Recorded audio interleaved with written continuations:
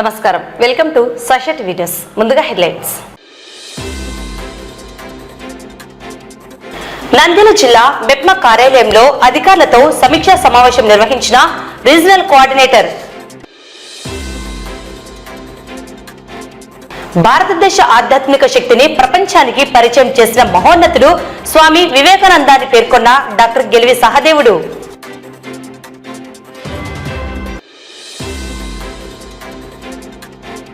Municipal కార్యాలయంలోని TIDCO సెక్షన్లలో వర్షపు నీటితో ఇబ్బందులు పడుతున్న సిబ్బంది. అనుమతులు లేని లేఅవుట్లను రెగ్యులేషన్ చేయించుకోవాలని సూచించిన మున్సిపల్ కమిషనర్. మంత్రి తనయుడు ఫయాజ్ అధికార దుర్వినియోగం. మూలసాగరంలో సీసీ రోడ్ డ్రైన్లకు శంకుస్థాపన. నంద్యాల పట్టణం పద్మావతి నగర్ మెయిన్ రోడ్డు ప్రారంభించిన మంత్రి ఫరూక్. పాణ్యంలో వర్షం, రాకపోకలు బంద్.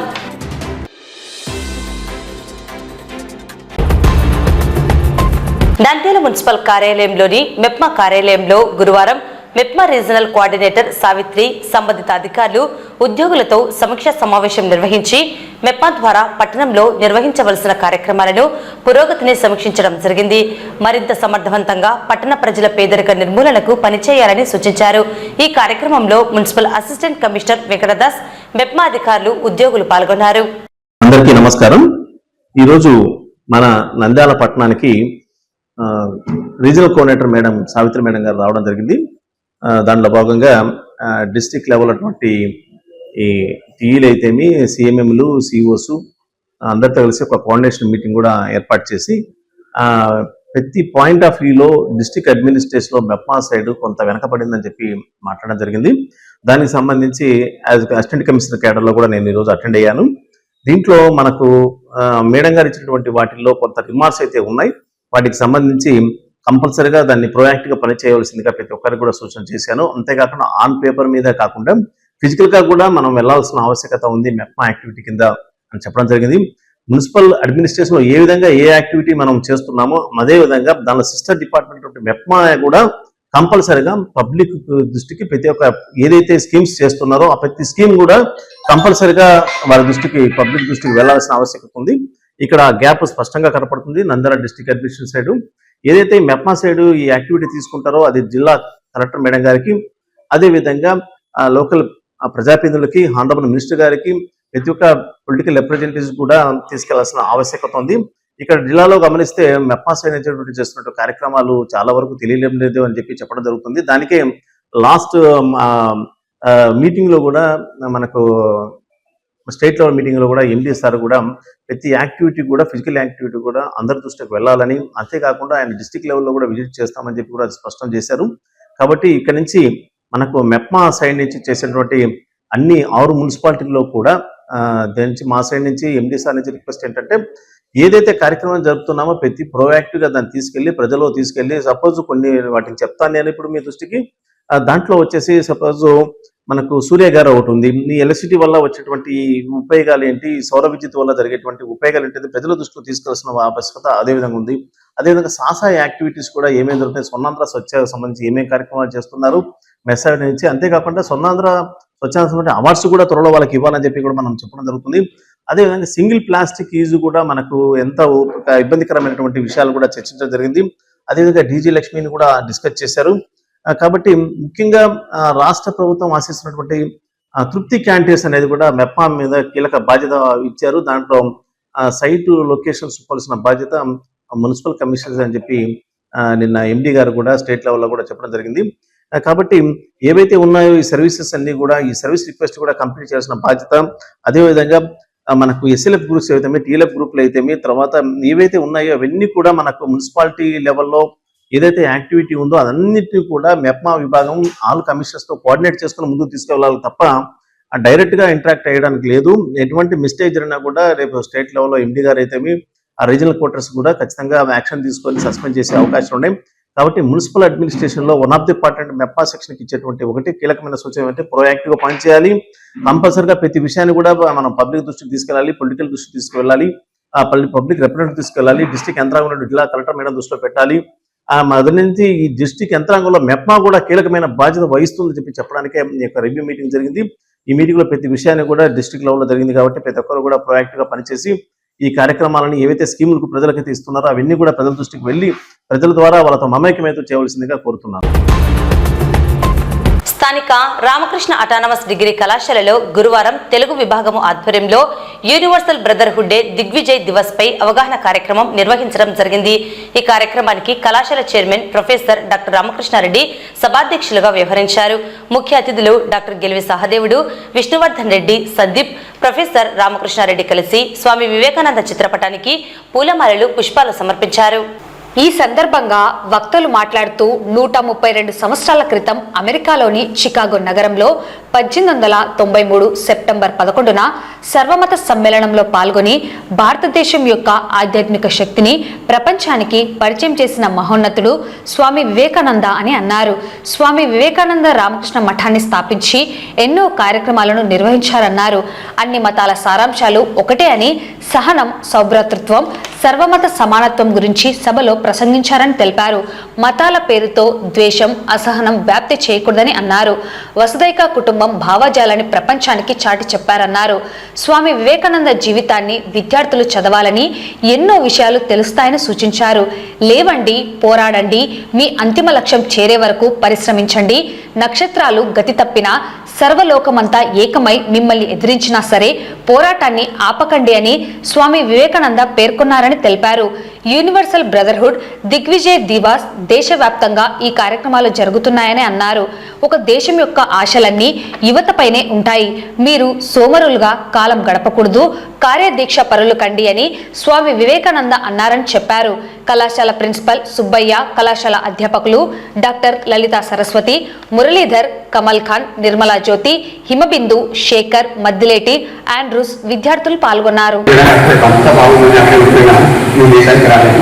ఇప్పుడు మీరు ఒకసారి ఆలోచించండి, అమెరికా దేశానికి ఉద్యోగరీత్యా పోయి ఉన్న వాళ్ళందరూ అక్కడ వెళ్ళిపోయారు.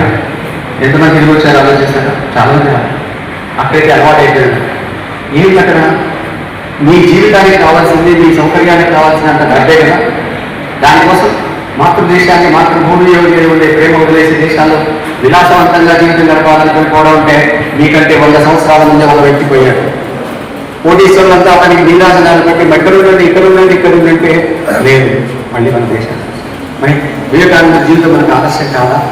అప్పుడు జవాబు చెప్పాడు వివేకానంద, నీకేమనిపిస్తుందంటే ఇంతవరకు నా మాతృభూమి మీద ప్రేమ మాత్రమే ఉంది, ఇప్పుడు ఈ మాతృదేశంలో ఉండే దుమ్ము, ధూళి, గాలి అన్నిటి మీద కూడా ప్రేమ వచ్చిందండి. మద్రాసులో మెరీనా బీచ్లో ఆయన ఓడ దిగిన తర్వాత కింద నిలబడి అక్కడున్న మట్టిని వల్ల చూస్తున్నారు. ఎందుకు చేస్తున్నారు ఎక్కడంటే, ఇంతవరకు పాశ్చాత్య దేశాలతో తిరిగి కలుషితమైన నా దేశాన్ని మళ్ళీ మాతృభూమితో వృద్ధి చేసుకుంటున్నాను. ఇవన్నీ వివేకానంద రాసుకున్నారండి. తర్వాత ఆయన ప్రసంగాలు ఆ కాలంలో లాగా ఇలాంటి ఆధునిక వసతులు లేవండి. టేప్ రికార్డర్స్ అలాంటివి ఏదో కంప్యూటర్లో ఉంటే రికార్డ్ చేసి ఉంటే ఈ 100 సంవత్సరాల పాటు మనం ఆయన ఉపన్యాసాలను నేరుగా ఆయన గొంతుతో వినగలిగే అదృష్టం ఉంటుంది.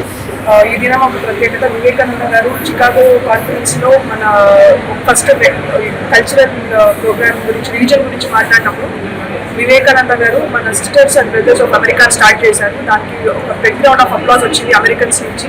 అండ్ మన భారత సనాతన ధర్మం గురించి, అలాగే మన హిందూ కల్చర్ గురించి ఆయన ప్రత్యేకంగా వివరించడం జరిగింది. సో మన భారతదేశ ఉన్నతిని, అలాగే మన భారతదేశ ప్రత్యేకతను, మన రిలీజన్ యొక్క గొప్పదనాన్ని మనం అమెరికన్స్కి, మన చిన్న చూపుగా చూసిన అమెరికన్స్ ఆ రోజు నుంచి మళ్ళీ మన ధర్మం అంటే ఏంటి, ఇండియా అంటే ఏంటి అనే దాని గురించి జరుపుకోవడం జరిగింది. అండ్ ఈరోజు యూనివర్సల్ బ్రదర్హుడ్ డే జరుపుకోవడం అంటే అందరూ కలిసి మెలిసిన, ఇర్రెస్పెక్టివ్ ఆఫ్ కాస్ట్, రిలీజన్ ఏదైనా ఉందని, కానీ మనమందరం ఒకటిగా ఉండాలి. పిల్లలు కూడా అదే తెలుపుతున్నాము. ఎందుకంటే అందరూ ఏదైనా మనకి ఇప్పుడు జరుగుతున్న సిచ్యువేషన్స్లో వార్స్ జరుగుతున్నాయి, కాన్ఫ్లిక్ట్స్ జరుగుతున్నాయి, అలాంటి ఏవి జరగకుండా మనమందరం ఒకటి, భారతదేశం అంతా ఒకటి, అండ్ వరల్డ్ కూడా మనమందరూ, ప్రపంచం అంతా ఒకటి అనేది స్టార్ట్ చెప్పారు. అండ్ మన ఇండియాను ప్రత్యేకత తెలిపిన దాని ద్వారా మనం ఇది జరుపుకుంటాము. వివేకానంద గురించి చెప్పుకోవడానికి చాలా విషయాలు ఉన్నాయి. సో ఈరోజు మన కళాశాలలో సహదేవ్ గారు సార్ వచ్చారు చీఫ్ గెస్ట్గా. ఆయన చాలా చక్కగా వివరించారు పిల్లలకు కూడా. సో దీని ద్వారా పిల్లలు ఒక యూనిటీ, హార్మోనీ బిల్డ్ చేస్తారని, ప్రపంచానికి మంచి పౌరులుగా ముందుకు వస్తారని కోరుకుంటున్నాను. నంద్యాల మున్సిపల్ కార్యాలయంలోని టిట్కో సెక్షన్లోని గదిలో నిన్న కురిసిన భారీ వర్షం కారణంగా కార్యాలయం గదిలో 1 అడుగు మేర నీరు చేరి కార్యాలయంలో విధులు నిర్వహిస్తున్న సిబ్బందికి అలాగే పట్టణ ప్రజలకు తీవ్ర ఇబ్బందులను గురిచేస్తున్నది. కార్యాలయాన్ని మరమ్మతులు చేయాలని ప్రజలు కోరుతున్నారు.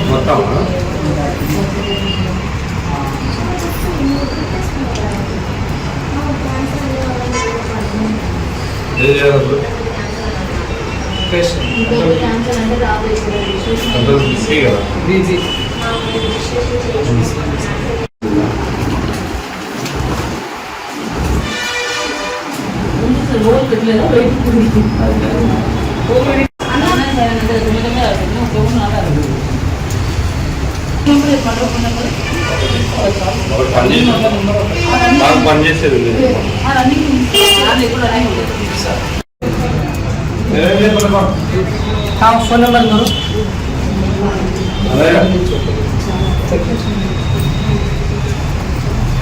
కూడా ఇస్తారా?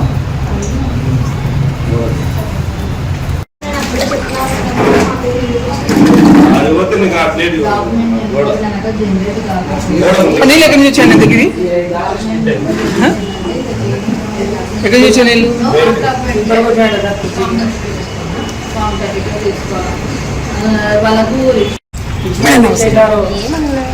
ఏం ఆఫీస్ ఉన్నది ఏమేమి ఉంటాయి ఏం పని చేస్తారు టిట్కో సంబంధించిన వర్క్ డాక్యుమెంట్స్ సంబంధించినది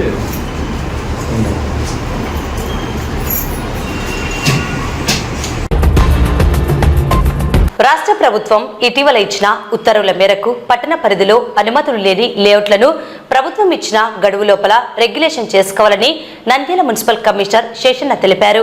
అదేవిధంగా నంద్యాల పట్టణంలో ట్రాఫిక్ సమస్యను అధిగమించేందుకు పాదచారులకు, వాహనదారులకు, వ్యాపార సంస్థల వద్ద, దుకాణాల వద్ద ఉన్న రోడ్లపై వాహనాలను నిలుపరాదని, ట్రాఫిక్ కు అంతరాయం కలిగించవద్దని పట్టణ ప్రజలకు, వ్యాపార దుకాణదారులను కమిషనర్ సూచించారు. నిబంధనలు వచ్చాయి. దీని ప్రకారంగా ఎవరైతే అనాథరైజ్గా లేఅవుట్స్ వేశారో వారందరికీ మరొక్కసారి ప్రభుత్వం అవకాశం ఇచ్చింది. జూన్ 30 లోపల ఎవరైతే అనాథరైజ్ లేఅవుట్ వేసి ఒక్క ప్లాట్ అయినా అక్కడ రిజిస్ట్రేషన్ అయినట్లదో అలాంటి వాళ్ళందరికీ మరొకసారి అవకాశం ఇచ్చారు. సో అలాంటి వాళ్ళని కూడా రెగ్యులేషన్ ఇచ్చే హాస్పిటల్ నుంచి ప్రభుత్వం అవకాశం ఇచ్చింది కాబట్టి ఈ యొక్క సదవకాశాన్ని ప్రతి ఒక్కరు కూడా సభ్యత కోరుతున్నాం. సో 90 days టైం ఇచ్చారు. అది అక్టోబర్ 20తో రోజులు అవ్వతుంది కాబట్టి సో ఎవరైతే LRS సంబంధించినటువంటి రియల్ ఎస్టేట్స్ వాళ్ళు ఉన్నారో, బిల్డర్స్ ఉన్నారో, వాళ్ళందరూ కూడా విజ్ఞప్తి ఈ యొక్క సదవకాశాన్ని సభ్యతపరచుకోండి. చక్కటి లాభాలు ఉంటాయి. మరియు అలాగే 14% దాంట్లో రిబేట్ కూడా ఇస్తున్నాం. సో దీన్ని గమనించి వాళ్ళు ఎవరైతే ఉన్నారో వాళ్ళు అప్లై చేసి పోతాను. ఇప్పటికే అప్లికేషన్ వరకు కూడా వచ్చి సో ఏదైతే డేట్ ఉందో ఆ డేట్ తర్వాత వచ్చేటువంటి వాళ్ళకి మళ్ళీ స్కోప్ ఉంటుంది కాబట్టి ప్రభుత్వం ఇచ్చినటువంటి సదవకాశాన్ని సద్వినియోగపరచుకోవాల్సి కోరుతున్నాం. వివిధ అభివృద్ధి కార్యక్రమాలు జరుగుతున్నాయి. చక్కటి రోడ్లు వస్తున్నాయి, డ్రైన్స్ వస్తున్నాయి. డ్రింకింగ్ వాటర్ అన్ని ఏరియాలకు సప్లై అవుతా ఉంది. అలాగే శానిటేషన్ ఆ కార్యక్రమాలు కూడా ఇంప్రూవ్మెంట్ అవుతున్నాయి. ఎందుకు చేయాలంటే విధంగా మనకు డబ్బులు కావాలి. ఆ డబ్బులు ఎక్కడి నుంచి వస్తాయంటే ప్రజల దగ్గర నుంచి వస్తాయి. ప్రజలు పెట్టేటువంటి ట్యాక్సెస్ కానీ, హౌస్ ట్యాక్స్ కానీ, వాటర్ చార్జెస్ కానీ, అలాగే షాపింగ్ ట్రైన్స్ కానీ, డిఎంఏ ట్రైన్స్ కానీ ఇలాంటి వాటి వల్ల వస్తాయి. సో ప్రజలు పెట్టేటువంటి ట్యాక్సెస్ అన్నీ కూడా మళ్ళీ అలాగే 20 రూపాయలు ఇస్తాము కాబట్టి దీన్ని గమనించుకోవాలి. ఇందులో భాగంగానే కొంతమంది కార్పొరేషన్ దారిలో ఎవరైతున్నారో కొన్ని సంవత్సరాల నుంచి యొక్క చార్జెస్ కట్టకుండా అలాగే పడుతున్నారు.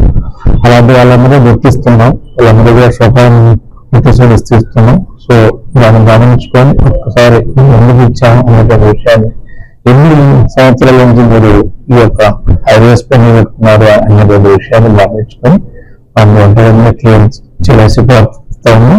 అలాంటి వాళ్ళు నిర్దేశించుకుని వాళ్ళు విలువలు అనేది ఏమంటే మాత్రం రూల్స్ ప్రకారం చేయడానికి సిద్ధంగా. సో కాబట్టి అలాంటి వాళ్ళు ఎవరైతే ఉన్నారో వాళ్ళు గమనించుకోవాల్సి కోరుతున్నాం. ఇంపార్టెంట్ రోడ్డు, చక్కటి రోడ్డు అందుకున్నటువంటి ఆ ప్రాంత దుకాణాలందరూ కూడా నా యొక్క విజ్ఞప్తి చేసేటువంటిగా ఆ రోడ్డును రోడ్డుగానే వాడండి. ఎందుకంటే ఆ రోడ్డుకు ఈ షాపులకు మధ్యన ఇంకా స్పేస్ ఉంది. సో అభినందన వారందరికీ కూడా గమనించారు. ఎటువంటి పరిస్థితుల్లో కూడా ట్రాఫిక్ అనేది బైక్స్ ఏవైతున్నాయో ఏదైనా కానీ మీరు సిసి రోడ్డు పైకి వచ్చి ఎవరుగా అక్కడ విడుదల చేయాల్సిన అవసరం లేదు. పార్కింగ్ అనేది రోడ్డుకు అడ్డుపక్కన కానీ సిసి రోడ్డు పైకి రాకూడదు. నేను అక్కడ ప్రతి దుకాణం గారు గమనించుకోవాలి. ట్రాఫిక్ వాళ్ళకి చెప్తున్నాం, ట్రాఫిక్ వాళ్ళు కూడా కలిసి రోడ్డు వాక్ చేసి అక్కడ అలాంటి వాళ్ళుగా ఉంటే సీరియస్ గానే ఉంటుంది యాక్షన్. అందువల్ల ట్రాఫిక్ ఫ్రీ ఉండాలంటే అక్కడ వ్యాపార సంఘాలందరూ కూడా ట్రాఫిక్ యొక్క రూల్స్ రెగ్యులేషన్స్ అవుతున్నాయో వాటిని ఖచ్చితంగా పాటించాలి. అదేవిధంగా ఇతర యాక్షన్ ప్లాన్లు ఉన్నాయి. సో దాని వల్ల టౌన్ లో అన్ని రోడ్లు కూడా ఆధునికరి చేసి చక్కటి ఉన్నాం కాబట్టి ఈ విషయాన్ని ఎవరైనా గమనించి కోరుతున్నాం. నంద్యాల పట్టణం మూలసాగరం ఇస్లాంపేటలో గురువారం సీసీ డ్రైనేజీ రోడ్డుకు రాష్ట్ర మంత్రివర్యులు ఎన్ఎండి ఫరూక్ తనయుడు ఫయాజ్ అనధికారికంగా శంకుస్థాపన చేశాడు. ఈ కార్యక్రమంలో మున్సిపల్ అధికారులు గాని స్థానిక కౌన్సిలర్ గాని పాల్గొనకపోవడం శోచనీయం. కూటమి ప్రభుత్వంలో ఈ విధంగా తమ ఇష్టానుసారంగా ప్రజాప్రతినిధులు ఎటువంటి ప్రభుత్వ అధికారులు లేకుండా కార్యక్రమాలను చేపట్టడం విమర్శలకు దారితీస్తుంది. న్యాయశాఖ మంత్రి ఇలాకాలో వారి తనయులు ఇష్టానుసారంగా వ్యవహరిస్తున్న తీరు విస్మయానికి గురి చేస్తున్నది. నంద్యాల పట్టణం పద్మావతి నగర్ 550 మీటర్ల మెయిన్ రోడ్డు గెలివి హాస్పిటల్ నుండి పద్మావతి నగర్ పూలే విగ్రహం వరకు 1,40,00,000 వ్యయంతో నూతనంగా నిర్మించిన సీసీ రోడ్డును గురువారం మంత్రి ఫరూక్ ప్రారంభించారు. ఈ కార్యక్రమంలో RDO Vishwanath, municipal commissioner, municipal ఇంజనీర్లు, కౌన్సిలర్లు, కాంట్రాక్టర్, ఇతర పట్టణ ప్రముఖులు పాల్గొన్నారు.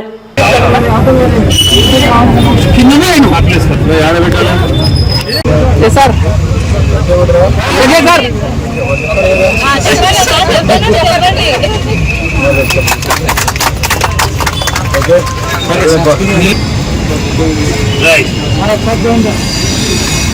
అది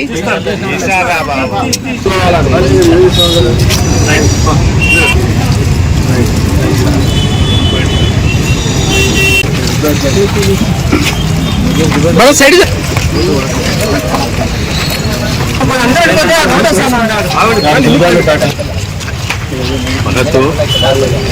సంతోషంతో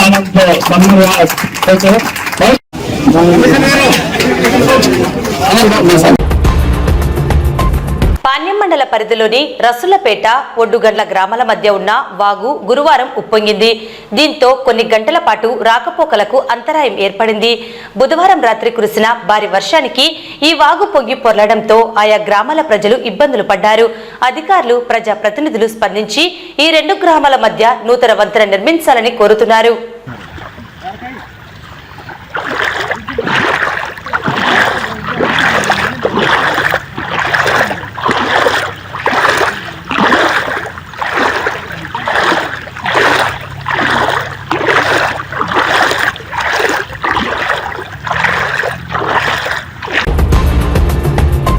వార్తలు ముగించే ముందు ముఖ్యాంశాలు మరోసారి.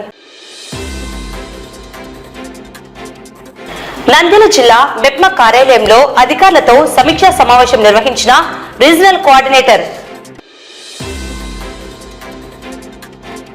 భారతదేశ ఆధ్యాత్మిక శక్తిని ప్రపంచానికి పరిచయం చేసిన మహోన్నతుడు స్వామి వివేకానంద అని పేర్కొన్న డాక్టర్ గెలివి సహదేవుడు.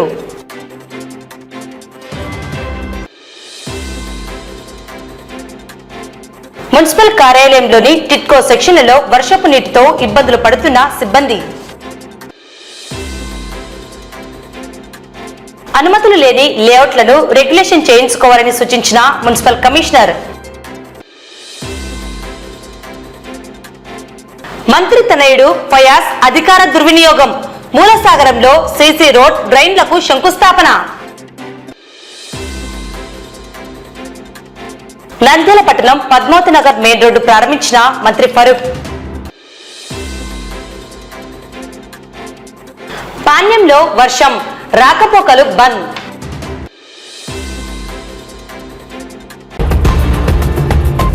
ఈ వార్తలు ఇంతటితో సమాప్తం. నమస్కారం.